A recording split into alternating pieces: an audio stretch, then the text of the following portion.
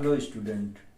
आज हम लोग वर्गीकरण के बारे में पढ़ेंगे जो जीव विज्ञान के अंतर्गत आता है। ये बहुत विशेष प्रकार का महत्व रखता है हमारे लेसन्स में कि वर्गीकरण क्या है और इसको क्लासिफाइड किसने किया था, इसके संदर्भ में जो साइंटिस्ट आए उन्होंने अपना क्या मत दिया। तो आज हम लोग स्टार्ट करते हैं वर्गीकरण विज्ञान, जिसे द्विनाम पद्धति के नाम से भी जाना जाता है।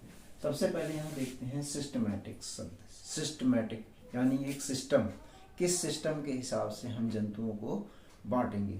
तो सिस्टम के हिसाब से सिस्टमैटिक्स शब्द लैटिन भाषा सिस्टेमा से आया है। एक ये लैटिन भाषा का शब्द है सिस्टेमा, सिस्टेमा से आया है, जिसका अर्थ होता है जीवों की नियमित व्यवस्था। जीव विज्ञान की एक शाखा होती है, जीवों की जो नियमित व्यवस्था होती है वह जीव विज्ञान की एक शाखा होती है। इस शाखा के अंतर्गत हम लोग वर्गीकरण के उद्देश्य पढ़ेंगे। इसके वर्गीकरण क्या उद्देश्य होते हैं, क्या एम्स होते हैं, तो यहाँ पर हम देख सकते हैं। पहला होता है अध्ययन की सुविधा। हम विभिन्न प्रकार के जीव जंतुओं को पढ़ते हैं और उनके आधार पर हम लोग जीव जंतुओं को various types of classification of animals and plants, उनको बांटने के आधार पर हम लोग इसको बांट सकते हैं। तो इसमें अध्ययन की सुविधा बढ़ जाती है। एग्जाम्पल इसका क्या होता है, जैसे एक मछली है, मछली को हम लोग देखते हैं कि हमें इनकी सभी जातियों की मूल रचना, स्वभाव, आवास, कार्यकी आदि का ज्ञान हो जाता है। यानी किस किस स्वभाव की, जैसे मान लीजिए कुछ मछलियाँ तालाब में रहने वाली हैं, कुछ मछलियाँ बड़ी नदियों में रहने वाली, कुछ मछलियाँ महासागरों में रहने वाली हैं। तो इसमें अपना अलग अलग इनका महत्व होता है।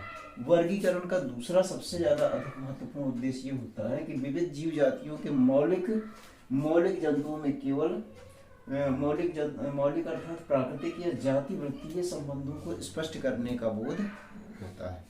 यहाँ पर हम लोग एक चीज ये समझेंगे कि सिस्टमैटिक के आधार पर हम जीव जंतुओं को विशेष वर्गों में अलग अलग क्लासिफिकेशन में बांट सकते हैं। यहाँ पर वर्गीकरण का संक्षिप्त इतिहास जो है उसके आधार पर जंतुओं का केवल दृश्य संरचनात्मक समानताओं और विषमताओं के आधार पर इन्होंने कैरोलस लीनियस ने, जो कि विज्ञान में सबसे बड़ा नाम है जीव विज्ञान में, कैरोलस लीनियस, जो कि 1735 ईस्वी में इनका इन्होंने एक बुक दी थी सिस्टेमा नेचुरी नाम से, उसमें इसका विशेष रूप से वर्णन किया गया है। इनको कैरोलस लीनियस इनका नाम था और इनको द्विनाम पद्धति का जन्मदाता कहा जाता है।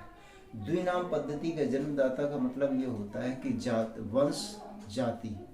वंश और जाति के आधार पर इन्होंने प्रत्येक जीव जंतुओं को और उनके स्वभाव को के आधार पर इनको अलग अलग बांट दिया। तो इन्होंने एक ये नाम सिस्टेमा नेचुरी में इन्होंने 1735 नामक एक बुक में दिया था, सिस्टेमा नेचुरी में, जो कि एक बुक है, उसके आधार पर दिया था। इन्हें आधुनिक वर्गीकी के पिता भी कहते हैं। सिस्टेमा नेचुरी के आधार पर इन्हें आधुनिक वर्गीकी के पिता कहते हैं। इसमें जब फर्स्ट चीज होती है, इसमें क्या है, जाति या प्रजाति या स्पीसीज।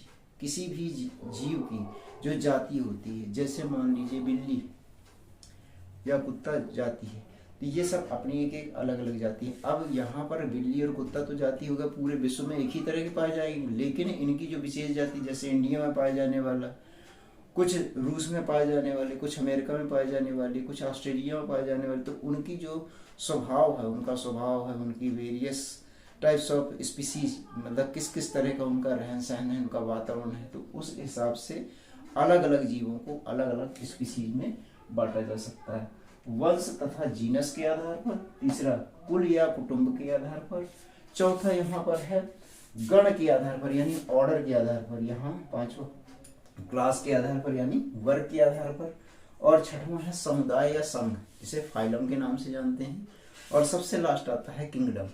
किंगडम दो ही पाए जाते हैं, जहाँ पर हम लोग ये जानते हैं कि एक होता है प्लांटिंग किंगडम, एक होता है एनिमल किंगडम। तो प्लांट और एनिमल किंगडम से कौन सा किंगडम आपका ये प्रसिद्ध होता है। तो द्विनाम पद्धति इनमें से विशेष महत्व रखता है। हम अपने आगे वाले पार्ट में इसके बारे में और डिटेल में समझाने की कोशिश करेंगे कि इसमें जाति और स्पीसीज क्या इसमें मायने रखता है। तब तक के लिए धन्यवाद, थैंक यू।